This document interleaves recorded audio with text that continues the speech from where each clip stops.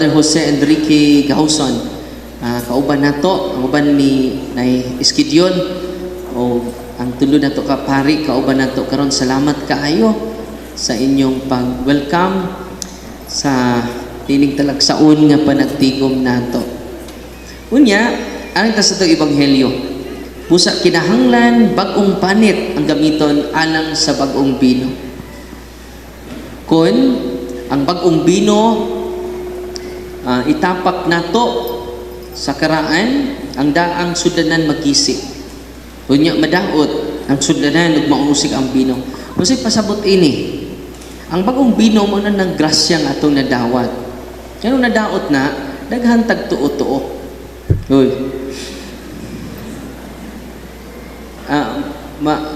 Ang relevant sa ebanghelyo ba, di na to sa gulon. Ya karong raban tuiga, Father, kay Year of the Horse. Munang daghan kay may horse. 7 horses yun na, Father. Kay Lucky Charm man ang 7 horses. Dili ron Year of the Horse, Year of the Lord. Uy. Daghan nato, daghan pang gituhuan. Nakadawat na sa Eucharist, daghan kay tuo-tuo. Uy. Ang minatay kinahanglan ari iagi sa bintana. Kadako ring pultahan ngan tuwa man Dios bintana. Nahug pa bitang patay, double dead. Kay daghan tag tuo-tuo ug maunay makakontaminate sa bag-ong bino. Mao na ang grasya. No sa initabo na to, disgrasya. Muna nagbalik-balik na mo sa ospital. Ang inyong negosyo, bisan unsaon ninyong panukli, nahurot niya po panukli. Nga naman, tungod ni anak, dili compatible ang bag-ong bino, bag-ong pagtulunan ni Kristo sa daang pagtulunan. Mateo Kapitulo 5, 15, versikulo 9, ningon si Jesus, kawang ang inyong pagsimba kanako. Ano sa to? Kawang ang inyong pagsimba kanako. Kay inyo pang gituman ang pagtulunan nga gikabilin-bilin sa atong katigulangan. Hoy, grabe no? Sige lagi simba diri, pero daghan kay pagtulunan nagibilin sa itong mga lolo. Nya mo man nagisulting lolo. Tinoo dili. Amingon, di magtukod o balay, kinahanglan ang balay at tubang jud dito sa sidlakan. Kining imong balay, no? Ato ning gubon. Ni guba sa imong balay kay duna kay tapad. Kining imong bundo dunay nagpuyo ini nga diwindi. Nya sa buhaton na to, balayin ng diwindi. Nasilingan na mo. Di ka makiksilingag kawatan, nya ganahan ka makiksilingan sa daotang espiritu. May gingon sa balan. Amen. Muna, nga klaro kaayo ang pahimangno nato karon sa ebanghelyo. Dili pwede yang bag-ong bino atong isagol sa karaang bino kay makagisi kini sa sudlanan, mausig ang bag-ong bino nga mao ang grasya sa Ginoo. Kinsa ra itong tuhuan? Ang simbahan. Nganong atong tuhuan ang simbahan? 1 Timoteo Kapitulo 3, versikulo 15, ang simbahan ra ang haligi ug sukaranan, the pillar and the foundation of truth. Why lain-lain? Utang humble kay Kristo, kining akong gisulti ninyo dili ni ako, gikan ni sa akong amahan. Pwede naman tang iyang angkunon kay Ginoo man siya. Tinoo dili. Pero naghatag siya natong example na i-hope ka ng imong baruganan dili opinion, kabaturan. Kay ang Dios ug ang simbahan walay opinion, kabaturan. Kini ako ra pud eh. Mao bitag ipangutana ni Brad Paul Alima katong panggiitang albularyo sa Sikihor. Nakigdebate man ako. O mo kakita? Tanawan yun YouTube. Kaya nakigdamati sila, mga bag-iitang mambabarang, tambalan, nakigdebate na to. Kaya nigamay ko no ilang income dito. Kung naghang nasuko na to, pero sagdi lang, truth hurts, but it doesn't harm. Amen? Unsay nahitabo makaigsunan, mo na makontaminate ta. Unang daghan kay mga testimonya, kaganina na ako'y kasturya, na-inspire sila sa social media na evangelization, niduol sila ni Father Albert. Imagine ka ang maong lalaki, mukaon 8 times a day. Uy, ano na ako no? 8 times a day, mukaon. Di ba mo lead sa glutton eh? Pertin man yung gutuma. Kung di siya mukaon, mukurog man siya. Paghuman, pagdawat sa sakramento. Paghuman sa pagdawat o paggamit sa mga sacramentals, completely healed. Atong pakpakan si Father Albert. Not because of Father Albert, because of Jesus in His sacraments. Amen? Naa siya karon. No? Nagtabi mi kaganina. Wow. No? Una nga ma-amaze ta. We can see greater things than this. Kung ka na mga occultista na amaze mo, ana, ka na mga pastor na amaze mo, ana, dili mo i-amaze sa Ginoo. Lapaw pa ang giandam sa Ginoo kaninyo. Nga naman, dili blessing lang ang yatag sa Ginoo nimo, kundili iya mismong kaugalingon, maunang grasya. Amen? Grabe lang. Grace as water. Ang analogy sa grasya, grace as water. Mabuhi ba kagwa kay tubig? Mausad na ang atong kalag, dili mabuhi without the grace of God. Maunang mo simba ta. Kay daghan karong why simba-simba. Wapoy ampu-ampu, wapoy dawat-dawat sa sakramento. Buhi pa na, pero patay na na. Uy. Masa man mo, buhi pa mo, patay na. Wa maningog ang uman. Mutingog ba ng patay, Father? Manang daghan, manang ningon sa Kristo, sa Lucas 9:60, dahil sa kabatanon, gusto mo sunod ni Kristo, mingon siya, Lord, musunod ko nimo, pero doon na pa may, namatay man akong papa. Ako sang ilubong. Bubalik ko, kaya akong ilubong. Humag na akong lubong, ako, musunod ako nimo. Kung sabi sultis Ginoo, pasagdi ang mga patay, maglubong sa ilang minatay. So doon ay minatay, ang naghatod pos minatay, puro pod patay. Oy, natawa ba yan mo? Kung wa na mo'y dul-duol sa sacrament for how many years, wa na mo'y kumpisal-kumpisal, patay na mo. Uy, unsa mo? Unang kuyaw kayo ang gahom. Amazing kayong gahom sa mga apostoles. Nga ilang gihatag sa mga pari. Kiningon ang Ginoo, panlakaw kamo, banhawa ninyo ang mga patay. Kamo, kung kumpisal ninyo, banhaw na mo, mga pataya mo. Naiuban nini, nga first communion pa nangumpisal. Perting patayan na na. Bisan pag nagpitok-pitok imong mata, ang imong kalag, patay na. Kay way grasya. Disgrasya. Inig-uli ninyo karon ang inyong bana, way simba, way kumpisal, way simba-simba. Nyamutanday ninyo rong gabi. Itanday man ang patay.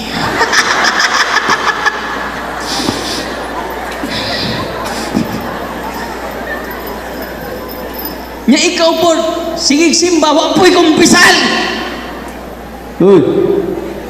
Okay ra mo tanday ni akong bana nga patay, utro man po kong patay. Mao na, nga gamhanan kayong pare. Si Father Albert, si Father Derry, si Father Giovanni, every time muduol mo sa kumpisalan, nabanhaw mo. Muna'y sugo ni Kristo namo, panglakaw mo, banhawa ninyo. Uy, kanay mong tapad, pangutan na, buhi pa ka, patay na.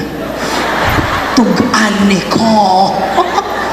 Kay mga tunatas mga pare, aron mga buhi na ta, sa dugay panahon, nangamatay ta. Nasabtan ninyo ang gisulti ni Jesus. Pero timan ini ang gahom sa pagpabuhi nato gikan sa espirituhanong pagkamatay, naara, libre ra, naara sa sakramento sa ato simbahan. Amen? Grace as water. Nga naman, gikinahanglan na itong tubig.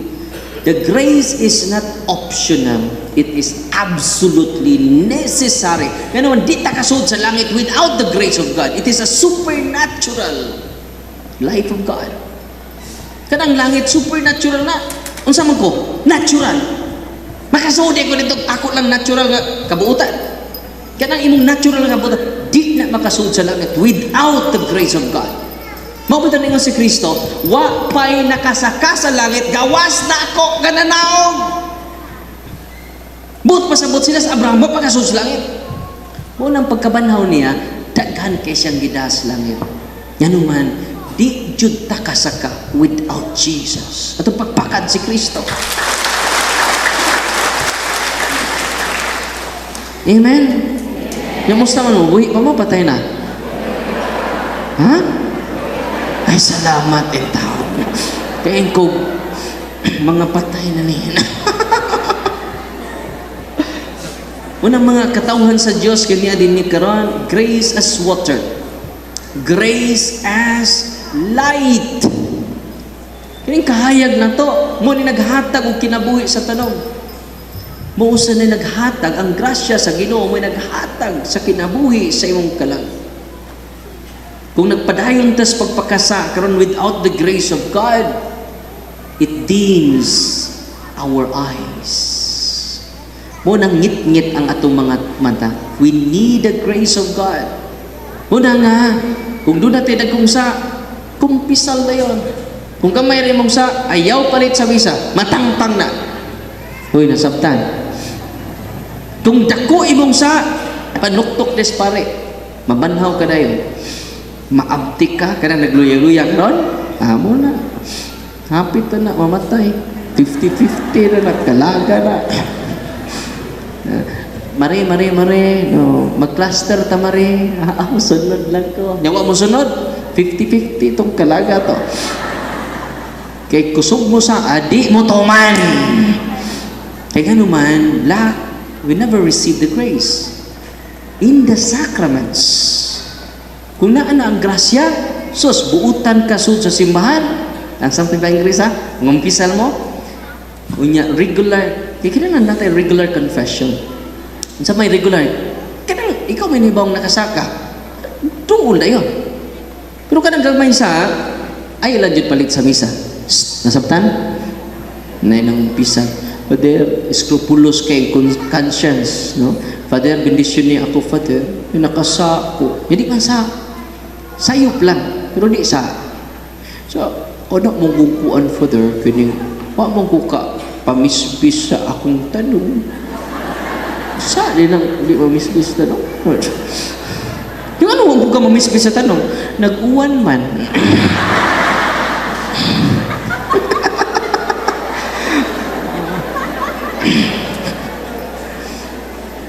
Namisbis ka, bisang nag-uwan, niya mabasa ko. Ahay, no. Nasubraan. Diba niya, ang gagawin niyo sa, ay lang dyan mo palit sa misa. Ang dagko niyo sa, emergency na. Unang, atang akong confessional box pohon, nakuha ko dito, emergency room for the soul. No? Unang, katangan ako dito, emergency. Naman tayo emergency, no? Room sa hospital. Kaya sa emergency room, katong mga 50-50 nga kalag, no? Or katong namatay na dyan. Bisag, kuyo kayong sakramat. Mubuhi kong patay. Grabe no? Katong akong bana, patay na dyan to. Patay na dyan to. Katong akong lolo, patay po to. Susunod adlaw, dad-adjud ang mga patay dari ha. Kay naay buhi ron, pero patay na. Oh, unsa man ang buhi, patay na. Maunang mga tao nga di manimba. Kay tulo man ni ka membros Katoliko. Pila membros Katoliko? Tulo. Ang unang membros Katoliko, kining gitawag siya og maximal Catholic.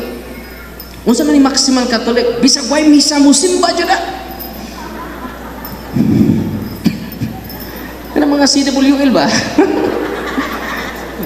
Ano kita mga Katolikong way lingaw, no? Retired na mama, CWL na. Wala sila. Wala maximal Catholic.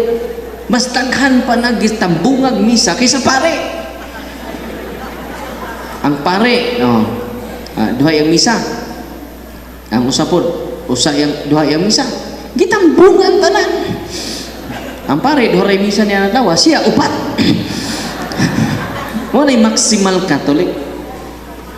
Napoy kaduhang Katoliko. O kining maximal Catholic buhi kaya na. Kinabuhian yun na. Kining nominal Catholic. Saan na yung nominal? Nomen. Katoliko lang sangan. Kaya nga naman, KBL, kasal, bunyag, lubong. Wala siya. Nominal Catholic. Makita nagkasal, bunyag, ug lubong. Wala siya. Wala yung nominal. Naadyo'y ikatulong membros Katoliko. Bisan pagbunyag, di jud na musud simbahan. Kato nominal kay musud man to. Kini jud ikatulo. Kung doon ay bunyag, tuaras gawas simbahan. Ng tabako. Masa man na mahuman ang pare diya. Kung doon ay kasal, adto ra na gawas simbahan. Di jud na musud sa simbahan. Nya gawas ana, kung nay kasal, adto ra na. Kung nay patay, adto ra na gawas sa simbahan. Kung sa may tawagan na, animal.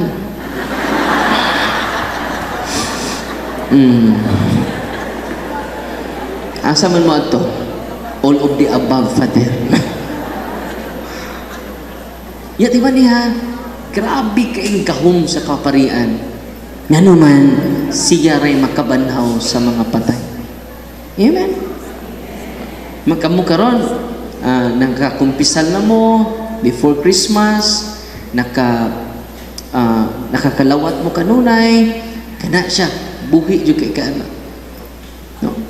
Muna nga, kita nga na din ni karon, labaw pa sa blessing. We receive the fullness of God's grace. Munang ingon si Kristo, ang anghel nga to ni Mary, Hail Mary, full of grace. Karon, every time mudawat ka sa sacrament, you receive the fullness of grace. Nganong fullness of grace na ni Mama Mary, gi-receive niya si Kristo. Kanus-an ninyo ma-receive si Kristo? Panahon nga mangumpisal ka mo. Amen? Kung sa tayo niyong kumpisal, katong dagko dyan.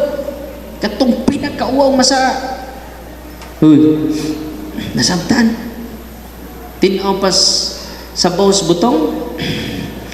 Huwag mo na, kung di nato isagol ang daang bino sa bagong bino, sa daang sudlanan sa bagong sudlanan, tibanin ninyo, atong ma-enjoy the fullness of God's grace. Nga nung ma-enjoy nato karon ang fullness of God's grace, daghan patang karaang mga sudlanan, daghan patang karaang bino, nga mao ang atong mga superstitious belief, mga occult practices sa atong mga ginikanan. Tinoo dili. Muna nga nindot kaayo nga nakatikays ta karon. Nganuman kung inyo ning i-practice, the fullness of graces will be experienced by our family circles. Dili sunod kinabuhi, now na. Diba? Ug tungod ni ana, kung kanunay ta magdawat sa grasya ug tinubdan sa grasya, buutan ta diri sud simbahan, dubli ato kabuutan ni uli na to sa balay. Nig-abot na to sa buhuan, triple ato kabuutan. Muna kitawag state of grace. Lahi ng moment of inspiration. Kay buutan ka diri.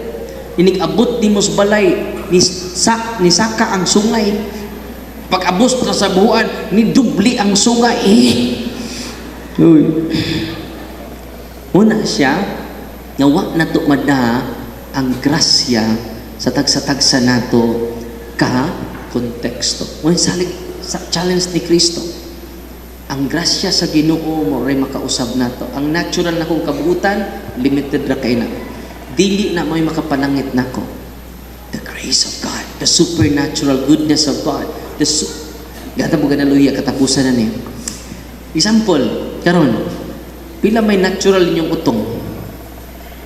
Kung mingon si Father diri nga, mag-diving ta, pila may inyong natural nga utong, maabot mong 2 minutes? Ha? Kamo? 30 seconds, no? Yung saan ito pag-enjoy dito kung ang atong natural nga utong lang atong basihan? Saan ito pag-enjoy dito sa ilawom sa dagat? Kung ang natural lang na utong atong saligan, dito tag tangas, balik sa taas, kinahanglan tag extraordinary gadgets, oxygen, tinao dili. Nakasuway na mag-diving, nakasuway kung kausa kay gayon. Butanga kong oxygen, nya, 45 minutes, dito mis ilawom sa dagat, mga 45 meters. Nindot kayo dito, naman di po'y buki dito. Nindot kayo dito, so ilawom, klase-klaseng mga isda. Na-amaze ko, first time to na ko. Pero nga nung nagdugay man ko dito sa ilawom sa dagat because of the extraordinary gadgets. Nasabtan? Ang langit is supernatural, not natural place. Kung kinilang atong kabuutan atong saligan, it is not enough. Manang we need the grace of God to enter the supernatural place. Munang simba ta kanunay. Bisag way misa, simba ra yun.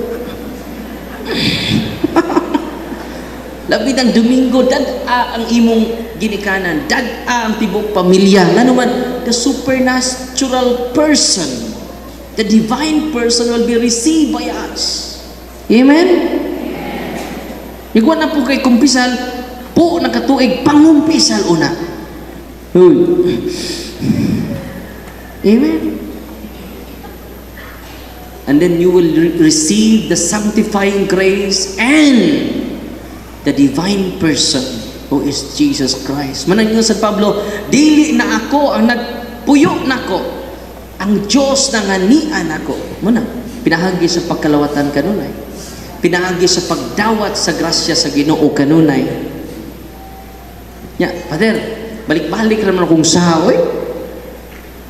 Mauwaw ng pugo mo kumpisal, Father mo, napuo na ni katuig ni akong kumpisal, wako ko kumpisal, uwaw kayo kong sang, Father, balik-balik naman ni Father. Ya, normal ka na. Nangaligo mo ron? Uy, nangaligo mo ron? Di na mo maligo ugma? Ayaw na mo kaligo ugma, ha? Mabuling magapon mo. Wala galit. Maligo katulo susang adlaw. Tinao dili. Naay maligo katulo susang adlaw. Napoy maligo kaduha susang adlaw. Buntag o gabi.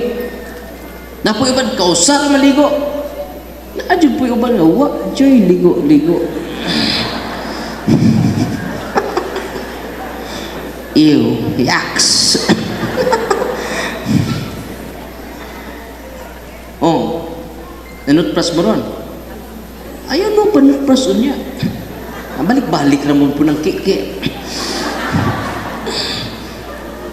Normal ba nga di na po ka manutpras? Tungod kay, doon na po kiki, mong tapot sa imong ngipon. Normal na dyan magbalik-balik ta. Di ba? Nya karon panihapon. Kausara ka muhingit. Mabusog ka. Kausara mo muhungit. Ayaw na balik-balik ha. Mabusog dita. Munang nagbalik-balik na. Nga naman mo unay makalikon, makabusog sa atong kalat. Nasabta? Nya ka ng inyong sakyanan, kausara mo tuyo, maambot ba sa inyo? Hindi lagi ng balik-balik lagi, hindi natahan ng balik-balik. Nya karon, ini kalawat ninyo, kausara mo mutikang. Makakalawat mo. Kausara yung kumutikang, kausara yun. Mausad na, nganong we need to receive constantly the grace of God. Because it can strengthen our will. It can strengthen us. It can transform the soul. Abi ninyo, di ka kausab si mong kagalingon. Dili yung kakausab si mong kagalingon. Thanks be to God with His grace. Amen? Muna, kanunay ka mo dawat sa grasya, di man ini. Sa una, napu ka kahigayon manglibak. Napu ka libakira kay ka. Kapo, pagkumpisan ni mo, pagsunod adlaw, nakuag usa. Kasiyam na. Salamat. Nakuag usa. So doon na transformation. Pagsunod na po adlaw, walo na. Hangtod, mawa na dyan. Una kantas charismatic bitaw? Binabago niya ako. Binabago niya ako. Wa man may muna, binabago niya ako weekly. Binabago niya ako monthly. Binabago niya ako yearly. Ayaw ka discourage. Araw-araw na. Amen! Ug di ta angay mawadas paglaom. Nga naman, ang Ginoo wa kapuye sa pagpasaylo nimo. Kita pa'y nakasa, kita pa'y gikapuyan, mga bagag dagway, mga bagag face, mga baga og lips. Amen? Munang kitangan niya din ni karon. With the grace of God, we can enter heaven. Kanang